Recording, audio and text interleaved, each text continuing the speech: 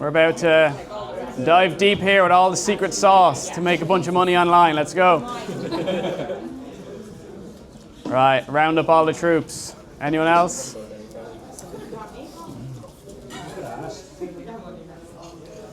Okay, do we got everyone? What is going on? So, I've spoken at Adam's event the last few years, and I wanted to do something different this time, just try and tell a bit of a story and try and help people out. So I'm going to do a little bit differently. But first of all, thank you for Adam for putting this show together. Absolutely amazing. So my name is Jordan O'Connor. We have an email agency called Email for Brands, and we'll probably do over $1 million this year. So we're growing, but it wasn't always like that. But first thing I want to do is get a feel for how long people have been an entrepreneur, because that's what I want to talk about today, is the journey and how I've been an entrepreneur now for 9 years. But for the first 6-8 years, I basically made no money or no profit, right? So everyone stand up. Everyone up out of their seat. Stand up. Okay, perfect. I'll stand up for this one as well. So, all right, I want to make sure I have the camera. Okay. So I'm going to just get people to sit down based on how long they've been an entrepreneur, okay? So if you've been an entrepreneur for less than a year, sit down. Interesting. Okay, less than 2 years. Less than 3 years. Less than 4 years.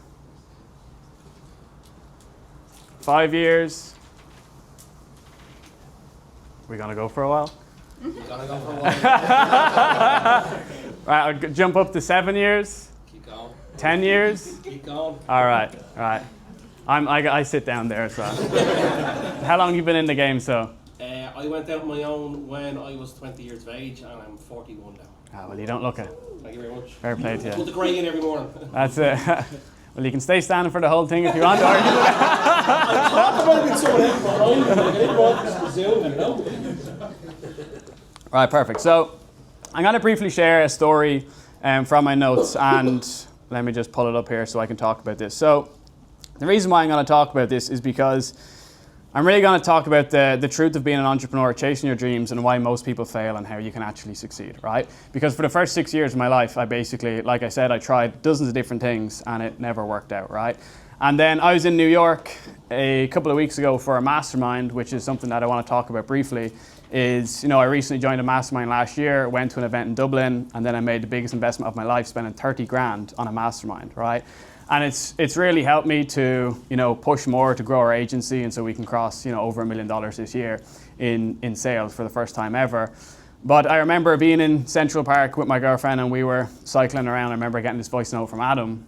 Adam, he started off the voice note saying that this is gonna big up your ego. He's like, so get ready for this one.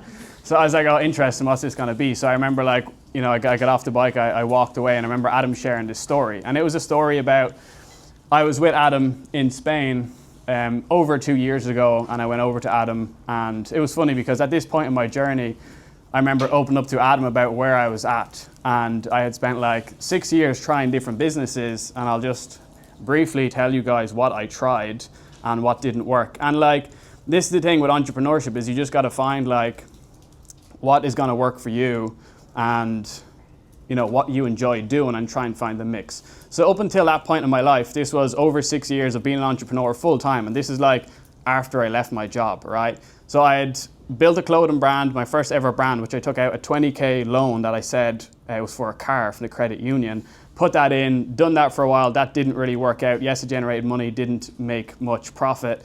Then joined with another clothing brand called Lustig, ran that for a while. Then I went to a Grant Cardone event, and I was like, oh my God, there's this thing, you can sell services online. So I was like, I'm gonna start an ad agency. Done an ad agency, then went into drop shipping, done a bunch of drop shipping stores. Then I was like, there's bottlenecks there. Then I jumped and we created a company called Ecom and Chill, where we built brands for influencers. That didn't really work. And then I was like, okay, well, instead of doing it for them, instead of doing everything, I'm like, let's just sell a course. So then we tried to focus on selling a course, spent thousands on YouTube ads, tried literally everything. That didn't work. And then I was like, you know what? I need to write a book. And then I wrote a fucking book, right? I remember being with Adam, writing this book, honestly thinking that in the first 60 or 90 days I'm gonna make millions, right? And I wrote a book about, it's called Monetize First. You can look it up, I can give it to everyone for free, right?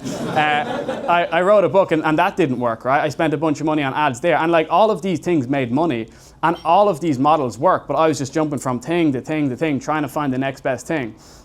Then I was like, you know what, I'm done with this influencer industry, because for the last like 3 years I was trying to sell to influencers, which is similar to what James is doing now. James is an operator, so he cracked it, right? At that period of my life, I like wasn't an operator, so I couldn't crack it. Then I was like, okay, I'm just gonna capitalize on the market right now. I'm gonna hop on different trends. Then the next thing I done is I sold an offer in Spanish teaching people how to leverage AI, right? Like completely ridiculous. That didn't really work. Yes, it made some money. We were doing like a couple $100s in sales, but it never really broke through. I could scale it because I don't speak Spanish, right? So like, I just tried all these different things, and then I tried multiple different digital offers, like try and selling different things online, like just random stuff. And then I remember like being at one of Adam's events before, and I said to Adam Coleman, actually someone that I'm very close with now, I was like, if I was to go back, I'd start an email agency. And then I just remember, I was like, okay, well, why don't I just do that then? But this is basically where I was 2 years ago. I didn't know what I was doing. I tried all them things, over 10 different businesses. And like I said, all of them generated some sort of money, but they were never truly profitable. And I remember sitting on the balcony with Adam, and I think we went out and had a steak. We had some wine, and we were having a cigar, and we had a really deep DMC on the balcony. We were talking about life. We were talking about, I think, religion. We were talking about everything. I remember opening up to Adam then, and I told him for the first time ever, like, that I feel kind of lost where I'm at right now. Like, all of my friends around me, for example, we have Paul in the room here, who I look up to, James, Adam, and all of them are like making way more money than me, and I just feel completely lost, right? And I felt like that I was just constantly like chasing and trying to keep up with everyone in my friend group, and I wasn't making much money. And I just felt behind, stuck, and frustrated, but I knew I had the education, I knew I had the skill set, because Adam can probably tell you what I, like, during that time period, you know what I told you, and it, like with the upsells and how much that helped you, right? So like I told Adam one thing, oh, you need to like do a VSL upsell, which you guys probably got sold into. I told Adam to do that. Within like a couple of days, it was making him like an extra couple of £100 a day, right? So I knew I had the skill set. I just had to find the right thing for me. And I pulled up my Stripe last night, and that month I made £100, right? 2 years ago, I literally made €100. Now, before that, we had made like 20, 30 grand a month, but that month where I felt lost, I felt stuck, I felt literally depressed, and I stayed in Spain an extra month because I just felt so lost. I didn't know where I was, didn't know what I wanted to do next. I just come up from we had a business partnership that went wrong, and I didn't know what I wanted to do. And that's when I just tried to figure out, like, what do I want to do now? And this is what I'm going to talk about today, and how then from that point, how I've then focused on one thing, made it work, and in the last 2 years, we've made more money than I made in my whole life, right? So it's just talking about like finding that thing that's gonna be right for you, and just let everyone in this room know that like, it's not gonna take a year. Like, you're not gonna do it in a year, in 2 years, in 3 years. Like, you might, but for me, like, I've been doing this nearly 8, 9 years now, and like it took me 6 years to get something to actually work, right? So, and that night, I don't know if Adam want to share. Do you remember the thing that you told me that night as well? That night, specifically in Spain? Yeah, about... No, well, basically, Adam shared a big milestone with me that night, and it was interesting. Like, Adam had shared this milestone of where he was at financially, and it was just like, you know, we couldn't have been any different in regards to where I was at. So it was really interesting, but like, I was so close to Adam, and I just like felt completely lost. And that's where I'm sharing this, is because like most gurus online, most people won't like talk to you about this stuff. They just want to talk about the successes, how easy it is for them, how they do such little work, how to do whatever they want to do. But for me, it's not been like that. I spent the first 6 years waking up every single day, focusing on the main thing, trying to get it to work, but it just didn't work. And I jumped from thing to thing to thing. And then we started the email agency, and I was like, oh, I really enjoy this. And over the last 2 years, we've grown rapidly, right? And like I said, we'll do, you know, over £1 million this year. But that's the main thing I want to talk about. And it's just like the lessons then from that was you just like never want to give up. So like, yes, you might jump from different thing to different thing, but you just want to like every day wake up, find out why you're doing this, have a reason behind it, and then just go and do it and actually do the work, right? And like, you will succeed, you will get it done. You just have to go through different life lessons. And, you know, I've worked with multiple different people to help me get to where I'm at today. And I'm just going to share like some of the lessons. So one of the biggest ones was from one of my mentors, Rhett, he said, like, everyone in life is on a different path, right? So for me, back a couple of years ago when I was at that point where I felt down, I felt out, I didn't know what to do, I was focused on so many different businesses. For me, like, you can't compare yourself to other people. For example, back then, you know, I was like big into fitness, like everyone in my family, there was no issues in my family, I was in an amazing relationship, like everything in my life was perfect, not perfect, but it was good compared to my financial status, right? And you can't compare yourself because some people in this room might be going through things where someone in their family might be sick, they might have lost some people in their life, they might be going through, you know, different things, or they might be, you know, all you guys seem perfect and fit in here, right? But like, you don't want to compare that to, some people might make millions when they're 18, 19 or 20 and then deal with like a really bad health issue or something like that, right? So you can't compare yourself, and it's all about like learning the right lessons that life is trying to teach you. And that's one thing that Rhett shared with me is like, so if you fail to learn the lessons, you will keep getting put back in front of that lesson until you actually learn it. Right, so for me, that was just sticking to one thing that I truly enjoy and just doing it, right? And then since I focused on one thing, like I said, we've grown a whole lot, right? So you just want to focus on one thing, make sure you enjoy it. So for me, like, I really enjoy email marketing. I've done it in all of my previous companies in the past, and I was like, okay, this is something that my friends ask me about, this is something that I enjoy and I'm actually good at, but like, you have to make sure you enjoy it, right? Like, Adam enjoys helping people, James enjoys just every bit of work, that guy's a savage. And then Paul enjoys the creative. Like, you have to find something that you're good at, right? The next thing that I didn't do for like my first few businesses is like hire straight away. I know a bunch of people are talking about it today, like hire, outsource the work, hire and build a team straight away, because like you think that you can only do it that way, but there's so many people out there that can just take that work off you for such a lower rate and will actually probably do a better job than you and teach you things. The next thing is have a mission and build culture. So we're really big on this. Like, we want to generate $1 billion in email sales for all of our clients. And like, we have multiple different core values. We want to become the best in the industry. And like, we just won an award for a Global Email Marketing Company of the Year, 2025.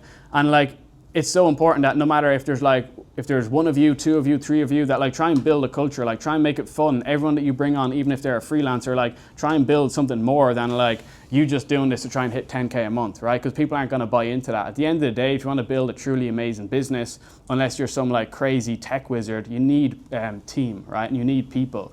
So make sure you build a team, have a mission, build culture, and like you can do this from your single, like your first hire, right? You don't have to have a team of 10 or 20 people to go and do this. And then learn from your lessons. So I know some of the lads were talking about today, like they were talking about, you know, like they're focused on the wrong things. Like, you need to focus on the biggest bottleneck in your business, but make sure that you learn from your lessons. Like, if you make a mistake, learn from it. Like, don't do the same thing again. Like, so many people know what they need to do, they just don't actually do it, or they keep going through the same mistake over and over and over again. The next thing is to just never give up. Like I said, every day wake up. If you're learning from your lessons, if you know what you have to do, just like never give up and keep at it, and then just do the work, right? Like, every day, focus on getting the work done, focus on some of the most important things that you have to do, and you will drive the needle, right? And then another thing, I'm just reading off my notes here, and like I said, I want to approach this a little bit differently here today. But another thing is, I'm just reading off this quote here, if you feel stuck, it's because you've reached a glass ceiling. And this was where I was. I had got to this point in my life where I could see where I wanted to go, like, you know, be a millionaire in the future and like have all this freedom, but like there was this glass ceiling in the way, and I had to like smash through that. I had to redefine myself, and I had to, you know, pursue something else. And it's all about like, what are you here to learn? Like, during that phase of your life, what are you here to learn? And the most important thing, and I think me and James were talking about this last night, is at the end of the day, you just want to spend more time doing what you love and less time doing what you hate, right? And if you do that, ultimately, you'll be able to make, no matter what it is, work. But like, I can go deeper here on different things, but this is like what I want to get over, that it's like the point I want to get across is like, it's not going to happen in like 1 year or 2 years, and it might, and people get lucky, but I just want you guys to realize, like, get to where I'm at for like, we'll cross 7 figures this year, but it's taken me like 8 years to get here. But you'll look at people on YouTube or different gurus that are like leaving their job and they're making hundreds of thousands or millions, you know, straight away, but it's not always like that. But like, don't compare yourself with age or anything else. Just focus on like your journey, focus on your lessons, and focus on your business and your people, your culture, your clients, and you will make it work. But I'm going to leave it there. Any questions? I do want to do Q&A. I do want, before the other questions, I would like people to talk about their biggest problems right now in their business, and I want to try and jam on that and just try and help you guys, because I've been to a bunch of masterminds. I've probably spent over 100 grand on masterminds at this point, and I was always in the room asking the questions. Like the last mastermind I went to, I probably asked more questions than anyone else in the room, right? So I really want people to, you know, open up, talk about, and, you know, we'll try and solve your current problems. Yeah. Can I just ask you, what do you think was the difference that made the email marketing work for you this time around, when you've had so many other ventures that could have been good?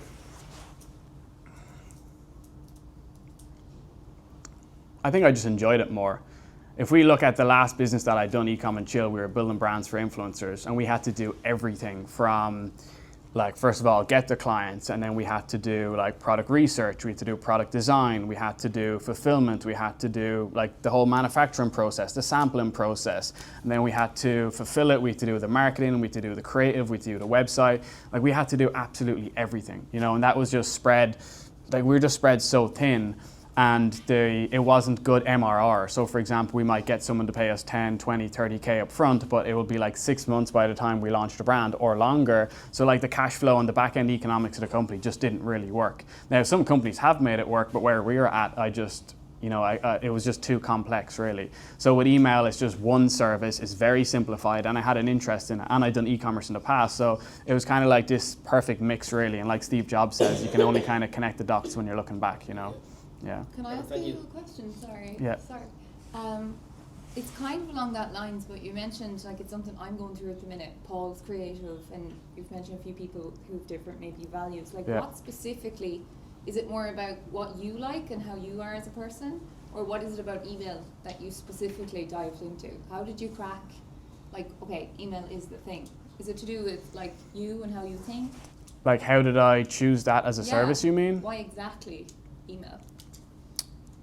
Because I enjoyed it in our past companies. I really enjoyed doing email, and it's something that I was good at, and it's something that I just found myself, I would happily spend all day working on it. And I was like, damn, then I see my friends were asking me questions about it, and some of my friends were like, do you know anyone that can do email, or Jordan, would you be interested in email? And I was like, yeah, I actually would. So like, I kind of had a couple of clients on the side throughout the years taking on different email work just so I could pay myself, you know. So I was like, damn, maybe there is something here. But I always had this belief that after like Ecom and Chill, that I never wanted to build an agency again. I didn't want to deal with clients and people and all this stuff. So that's where I tried to like get different offers working where I can just run ads, sell digital products, because it's much easier, really. But it's obviously just hard to crack. But yeah, for me, I think I've just done a lot of it. I really enjoyed it, and I was like, okay, let's just dive into this. You enjoy the system of it, or do you like writing them, or well, it's funny because now I don't do any service delivery, but during that time I just really enjoyed it, and even still now, obviously I do strategy and different things. Yeah. Okay. Yeah. Cool. Yep. Yeah, first of all, congratulations on the award.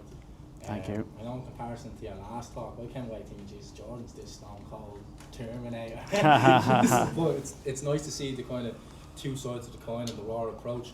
I suppose it's just more of a hypothetical question here. Like, a lot of my insurance clients are e-commerce brands, and I'm not sure if they're kind of using any sort of email marketing. Is that something that you would kind of recommend that we look into having a conversation with them about as a potential upsell, or do you think that's just two different realms? Yeah, you can send them my way, we'll look after them. Not for sure. So what's your service right now? It's just social media management content. Yeah, 100%. Like email can be the next step, you know.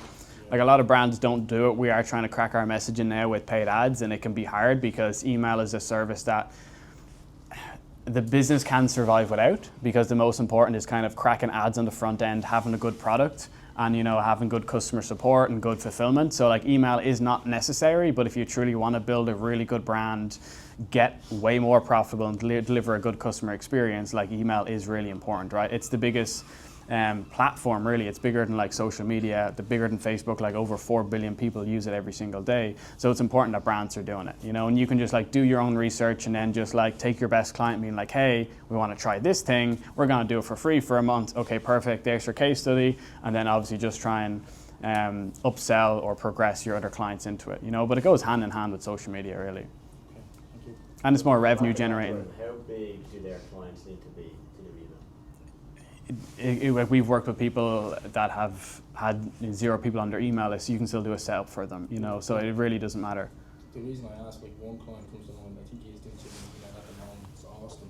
He's like a Facebook group with 500,000 people already in it. He sells kind of the STEM learning kits in the States for like kids and adults who want to get into coding, but like it's just something that's kind of tricky. Yeah, no, 100%. Like emails, especially if like the bigger the list, the more opportunity and the more you guys can ultimately charge. You know. Yeah. Okay. Yeah. Sure. Yep, work away. You mentioned you were at a stage where you were living in a glass ceiling. You could kind of see what you wanted, but you couldn't break through. Yeah. I feel like I'm in a position like that at the minute. I've been kind of doing this for about 2 years, and same as yourself, trial and test and not really getting anywhere. What was your kind of breakthrough moment through that season? Was it switching mentality, routine? It was just focusing on one thing really, and just being like making that commitment to myself. Where like, okay, no matter what, I'm gonna do this for the next 5 to 10 years, and I'm gonna make it work no matter what. Right? And that's what it was, because as I look back, I was like, damn, like I've tried so many different things. I have this experience, and it's great in a way because I have so much education in different industries, and I'm able to like, you know, even with our clients now, I like give clients so much value and consult with them because I've like done e-commerce, I've built brands, and I have an experience of it, right? But just making that long-term commitment, because when you just commit to doing something for 10 years, you start to think like way differently. You know, like we're trying to generate $1 billion, or we will generate $1 billion in email sales for all of our clients. Like, if you make $1 a second, it takes 32 years to get to $1 billion, right? So like that's how big $1 billion is. So like we're trying to think so much bigger now, and to get to that number, we need to do things differently compared to how we done it before or when we first started. You know, because originally it was 100 million, and I've got 10x tattooed on my arm, and I'm like, damn, I need to make that $1 billion. You know, and I just made it a billion. So. But yeah, any other questions? I like really want people to speak up and go through it. Yeah. Just more, I don't know if it's a question or an observation, but I noticed that like you're not a big personal brand guy in terms of your own personal brand on social media. Is there a reason for that, or did you image it in any way? So my belief for a while, and I used to have a social media. I used to like post my whole life on Instagram, and I had like 20k followers and like posted everything. And Adam would be able to tell you that. And Adam first came across me posting content years and years ago. And had like a menswear marketing offer, hilarious. But I got my social media banned, and I was like, oh, I'm not even too focused on this. But my thoughts on it now, like over the last few years, I was like, I prefer to be rich and anonymous rather than rich and famous, because with fame it comes different things. And I'm not saying, you know, if you build a personal brand, you become famous. But I know Adam will definitely get recognized or whatever if he goes certain places and whatnot. But for me right now, I just, you know, I think Alvy was talking about it earlier, like, I don't need a personal brand to generate $1 billion in email sales. You know what I mean? Like, I don't need it. Now, we do leverage personal brands, and like we connect with people, and we have a lot of different partners that give us clients, and we get a lot of our clients through, you know, referral partners. But like, I could go build a personal brand, but I can get to my goal quicker by like not doing it. I'm not putting focus in it, you know. But I am starting to post on YouTube now, mainly because my mentor, Brian, told me to do it, you know. I've paid a whole lot of money to be there, so I want to make sure that I listen to what he says. So I'm doing a video a week now on YouTube. I'm just going to do that for the foreseeable. Just focus on YouTube, focus on one thing, build some sort of, you know, track and history and personal brand there so people can check me out if they want. But I don't want to waste all my time focused on something that's not going to drive a direct ROI. And I know it is more of a long-term investment, but maybe I'll hire someone to be a, you know, full-time content person. I'll just let them look after it, you know. So like, I don't want it to take up my time right now anyways. Okay. But the level you're at now, how do you kind of qualify a mentor for yourself, or where you need to go next or want to go next? Like, how do I figure out who I'm going to work with? A mentor? Yeah, in terms of there's like a lot of mentors around kind of pop up on Instagram or their socials, and you know, some of them have substance behind them and kind of qualified businesses where they've done well, and there's other ones who are, you know, just shysters who are trying to peddle a course. Yeah. And how do you kind of, I suppose, find the specifics in the areas that you feel that you're, I suppose, lacking or want to improve in? Yeah. When you might necessarily know what those areas need to improve in are until you discover that. Yeah. So for me, because I was trying quite hard to find my next mentor, and I've always worked with a bunch of people, and I recommend everyone like putting their money where their mouth is and investing in masterminds, programs, obviously coming to events like this as well. And for me, there was a couple of things that I wanted. I wanted, first of all, to meet the person that I'm going to be working with, like meet them first, so I actually like get their vibe, I get their energy, I figure out what's going on. I want to make sure that they're still doing or have done mainly still doing what I want to do. So my current mentor, I met him in person first at an event, and then he still has his agency, and he has a very good track record with his agency. And then I want to make sure I get one-on-one access to them. Like if I'm paying, for example, that mastermind I pay $30K to, if I'm paying that amount of money to attend a mastermind or to be part of it, I want to make sure I'm getting one-on-one access with the person, right? Like you see all these masterminds you'll pay 5-10 grand for, and you don't get any one-on-one access. Like what's the point of it, right? I was chatting with a friend yesterday, and this one guy, it's not a mastermind, it's just working one-on-one with this guy, and it was $120K a year, like crazy, just for this mindset stuff. But I just make sure that they have a good track record, you get one-on-one with them, and that you can meet up with them in person as well. And I think if you can do that, then it should be a pretty good fit, But I would weigh up, have calls with different people, you know what I mean, and figure out who's gonna be next. But it's important to always have a mentor, And then you'll get to a point then you'll evolve, and you want to move on to someone else, Yeah, excellent. Cheers. Thank you. Yep. To the next page. How do you hire A players? Yeah, great question. So it's tough. Like everyone in our company is amazing, to be fair, right now. But people can go through different ups and downs, right? So you want to make sure that you're working with people on that. And at the mastermind I was at a couple of weeks ago, one of the guys, Usman, went through this skill and will chart. So you want to figure out where their skill is at, where their will is at, and make sure that you're constantly, working on that to make sure that you're going in the right direction. But I would say just make sure you have a good hiring process and just do loads of interviews. Like most people here, like if you're gonna hire someone, you might do like 3 or 4 interviews and be like, oh, this guy's unreal. Like try and do 40. Try and do 100, you know what I mean? I'm currently hiring an EA now, like an executive assistant, and I'm working with a different company that's, I could go through the whole hiring process, but I like interviewing, but I don't want to go through the whole sourcing and stuff like that. And we do have a thing built for it, but not for EAs, mainly for people inside of our email agency, like copywriters, designers, account managers or whatever. But I told the guy hey, I want to do 50 interviews. And he's like, what? And I'm like, yeah, I want to find someone that's an absolute killer that is able to just do everything that I want, that has the experience, that has the leadership skills, that has the initiative to just go do everything and doesn't need to be told, you know what I mean? So I would say it's just a numbers game. And personally, I don't have too much experience with firing people, but because I prefer to just front load the work, do you know what I mean? But obviously, if you don't want to take that approach, just fire quickly, you know what I mean? But you have to make sure then once you bring on people, if your onboarding is a mess, that A player is not even going to want to be there. You need to have a ramp up, a 30-day ramp up where you can bring on someone and then they have step by step how they can get there. And everyone in here might have SOPs, but you want to make sure that you're revisiting your SOPs every 3 months to make sure that they're relevant to where your company's currently at. Because your softwares will change, your processes will change, everything will change, you know what I mean? So, but yeah, I would say just do more interviews, and pay them well. We pay everyone in our company above industry standard, I would say. If you want to get A players, you have to be willing to pay them a good bit. And it hurts paying people a bunch of money, but you have to do it if you want them to be killers, They're not going to take 1,500 quid a month. You need to be paying them a whole lot more, thousands, 5 grand, 6 grand, even more, you know what I mean, if you want killers. Yep. In a business sense, what's your opinion on collaboration and referrals? So originally I started in a partnership, and it cost me a whole lot of money and mistakes I made. But with the venture I'm in at the moment, we're looking to collab with other people who are doing similar kind of things. Once again back to the food truck, we're working with a cocktail truck, different kind of things. But in doing that as well, it's getting me more bookings, getting me more money in. But have I to do a better job at vetting them to make sure they're in line with everything we're doing? Because if they let me down, it's also going to put a bad reflection on my own business. Or are you better don't work with anyone else in that sense, just do as much as you can yourself, and the bookings will come in from that. What do you think? In the partnership, I thought that was a great idea, because I thought I was going to get my weaknesses, he could pick up on them and I could work, and he was far more advanced than me, but that was not the case. And now I'm looking at in the collabs I'm doing, I've got 6 or 7 more bookings in the past 2 weeks doing them at an average of €1,000. So it all looks great. Yeah. But if he doesn't arrive to one of these bookings and he's booked us in for, then he can also put the bad word on my business. If I go, they are ready to cater this event and everything's good on my side, he doesn't turn up to do his cocktails. Yeah. It's going to be a poor reflection on me as well. It was the same when I know you're talking about hiring staff.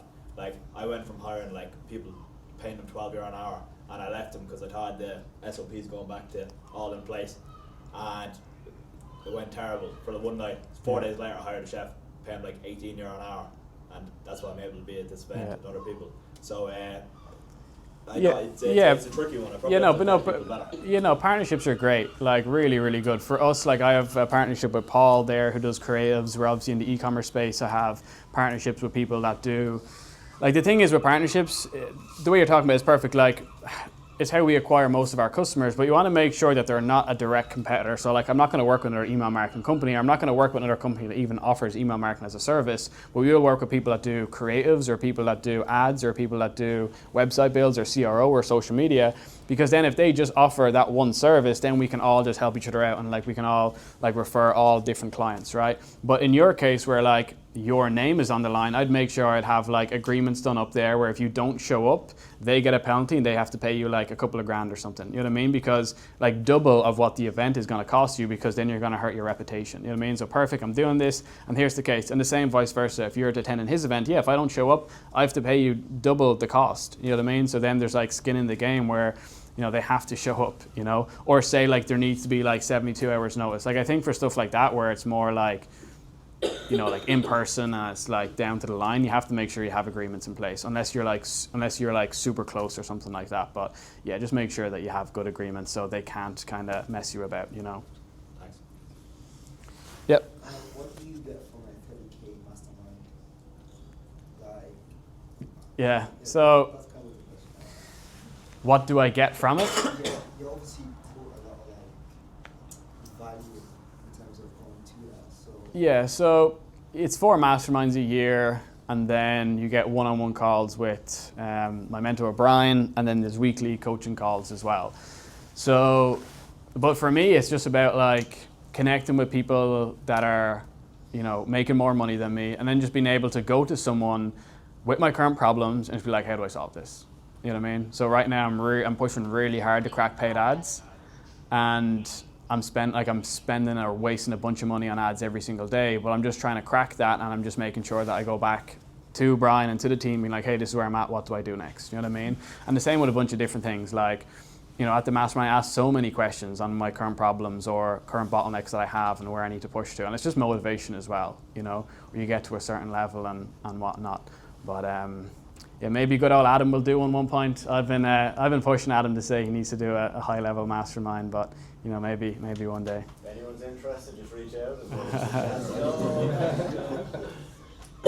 But any other questions? Surely people have some other problems they're dealing with. Don't be afraid.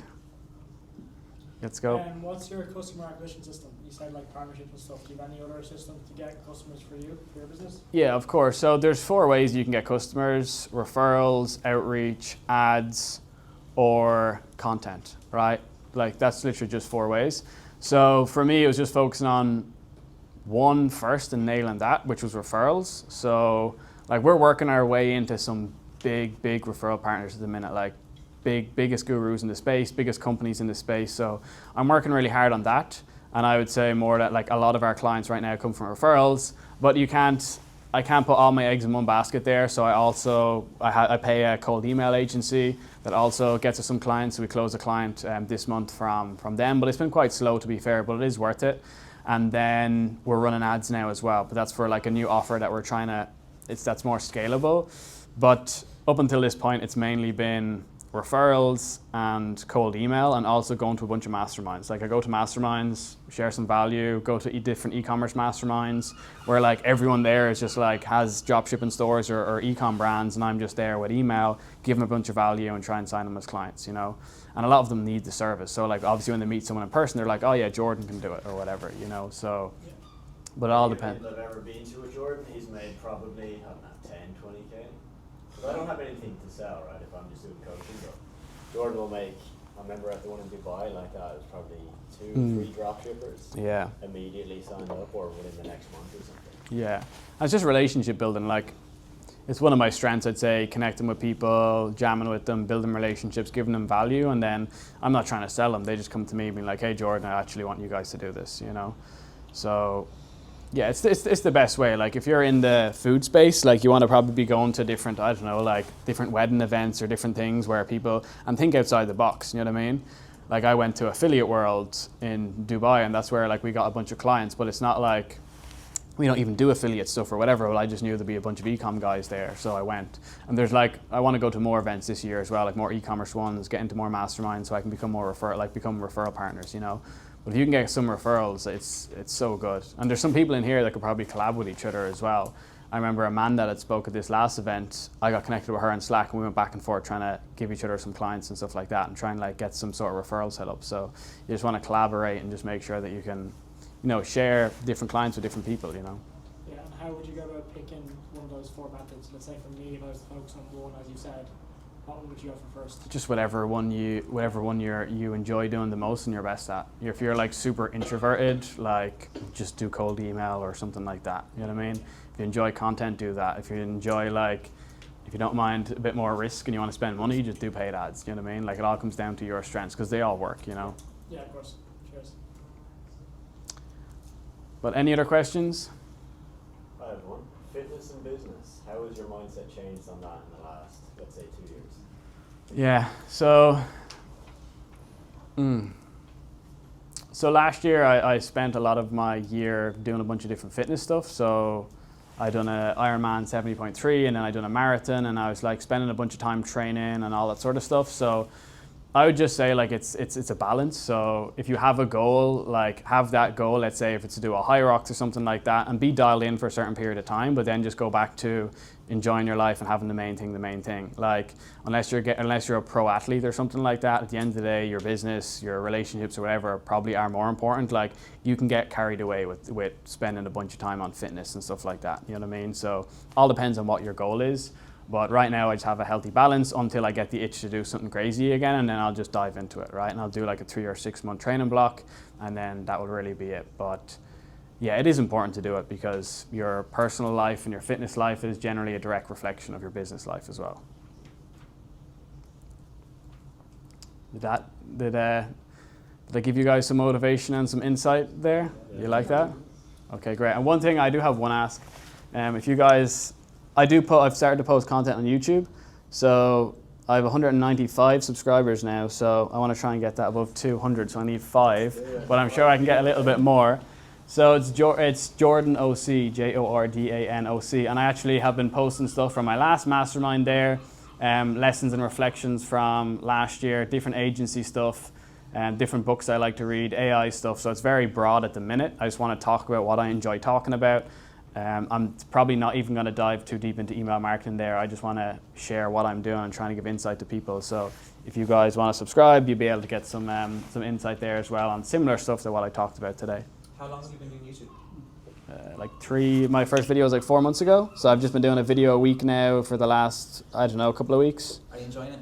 Yeah, I love it. Yeah, I've like 8 videos already pre-recorded and ready to go. Great. I'm just trying to get I just got an editor in now as well. So I'm just talking about what I enjoy talking about and just like clicking record and just letting it rip, you know. Yeah, great. All right, man. Yeah, this is being recorded, so I bought one of those cameras as well, which is helpful. Yeah. And with the YouTube, do you go personal and business, or do you try to stick straight into business? Yeah, I think for me it's just all the one. I'm just trying to like help people and just like try and connect and like have some sort of track record there. So like I'm just talking about whatever I want to talk about, and like to me business, like it's all just one to me, you know what I mean? So I'll do some stuff around email marketing, the rest just some around agencies, some around e-commerce, like, and I'll just do that for a while and then I might niche down into one thing or whatever, do you know what I mean? But for now I'm just posting whatever I want to post. It's just kind of like the balance between Yeah. a bit of everything. Yeah, 100%, yeah. Because as entrepreneurs, it's kind of just one really, you know? And do you find that you get much clients coming through? Because I know it can be like a big, like on a scale, I think it can be really beneficial. Have you found that it's kind of working, or do you think From it's YouTube? More, yeah, or do you think Nah, it's it's more not. about the game? No clients from YouTube. No. Like I had someone share one of my videos on Twitter, which definitely helped. I probably got a few people follow me that I might get some clients through from that. But like my goal of YouTube is not to try and like sign a bunch of clients. It's just to like build a bit of a track record, build some sort of personal brand, and trying to give back to some people, because like it's one thing I don't regret not doing it, but like I've had a lot of content in the past, I've got a lot of content, I've spoken a lot of different things, I've never posted it, and it's kind of like selfish of me, so I want to make sure that I post the content to try and give back and just help people. Like even that last video there, 22 lessons and reflections, like that was like everything I learned last year, and there's some really good stuff in there, so I feel like it would relate to a lot of people in here, so yeah. And the last one is, do you think actual share and value or documentation? Do you think like, do you do both or just value-based content? Yes, you want to do both. I don't even know. I've no strategy as of now, so you're probably asking the wrong person here. Adam's got nearly 2,000 videos and 30,000 subscribers, so I'd definitely ask Adam them questions. Adam knows what he's doing with the YouTube game, but yeah, at the Mastermind there's people talking about that, where there's certain buckets to it, but I'll send Adam my notes and I'll get him to send it in, but yeah, I think it's just a mix of both really. It depends on your audience. Simple question and a bit deeper after. So with the team you work with, is it all in person or is it online? No, so it's all online. We've team, one person in Ireland, people in the UK, 2 people in America, 2 people in Pakistan. I'll hire an EA now as well. Got someone in Egypt. Like we have our team worldwide really. Yeah.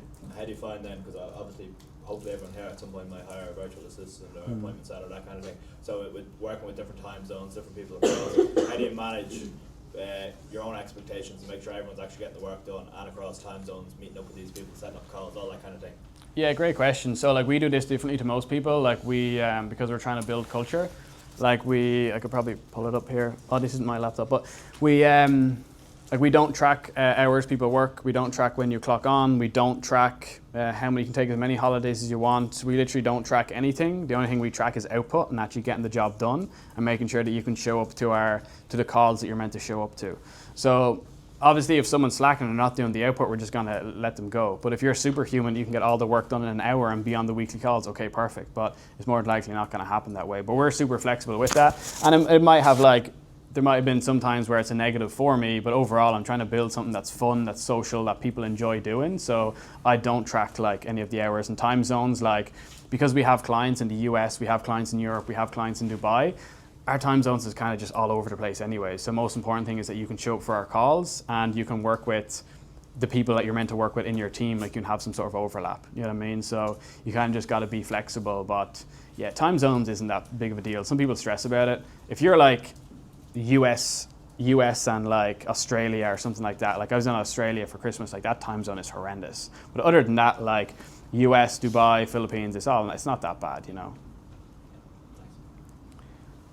Is that it? How many people on the team? So we've got like a core team of 11 now, but well, I can tell you. So we've got myself, we've got an account executive, and then we've got 3 account managers, and then we've got 2 designers, we've got 2 copywriters, and then we've got 2 Klaviyo techs, so that's 11. And then we have a VA, which doesn't do too much anymore, and then we'll be getting an EA soon as well for myself, so it'll soon be 12. But we had more, to be fair, before, but they were more like people, freelancer, just doing per project work, and then I just gave more to the current team that we currently have, you know. But we have an amazing team now, really, really good. So just on that then, like I currently have a team of 13 people, and like for me to scale, I just need more dudes. I need more editors on the team. Like I'm just gonna need more for delivery. Like I'm just gonna, that's just the truth. Like whenever more podcast production will come through, I'm gonna need more people to fulfill that. So I guess if I'm looking into the future of what we're moving into with management and all that kind of stuff, do you think the solution will be to work in a leaner way with less clients, obviously having to pay more versus having a ton more of clients that just... I think it depends what you want. Like I know Paul is currently figuring out that he has a big creative agency, they do great, and he's like obviously trying to figure out that structure. I'd probably recommend speaking to Paul about it after if he's got time. But it all depends on what you want. So right now we're trying to launch this hybrid offer where we set up all your flows and then we give your team the tools and the templates and then we coach your team how to manage it with ease, right? So we can do this one-time setup. It's a 12-week program and then we hand everything off to their team, right? So I'm trying to do this because it's then more scalable so we don't have to be creating campaigns every single month for like hundreds of different clients, right? So because to me, that's like, I'd hate to have hundreds of clients. I'd hate to have hundreds of team members. So I'm just trying to figure out, is there a more scalable way where I can deliver the service and be just as profitable or whatever, you know what I mean? So it all comes down to what you want, but I would say just try and get your best editor and just get him to like manage your current editors. That would be my next step, is, you know, getting someone to manage the current account managers or whatever. Yeah. And just like constantly be hiring, have like loads of different trial tests. And if you just go through like hundreds of people, you will get someone that's just killer, and you'll see their work and be like, damn, this guy's unbelievable. You know what I mean? Then just add them in. Yeah. Thank you, man. Appreciate it. Yeah, we'll wrap up and then do open Q&A, but that was 10 out of 10, wasn't it? Perfect, thank you. Let me refresh my subscribers. Well, let's see if it works. Yeah. Anyone else want to do a last minute click? Are we confident here? Oh, Let's go. That's like, yeah, some good growth there. Thank you, everyone. Any questions, come up to me. Cheers.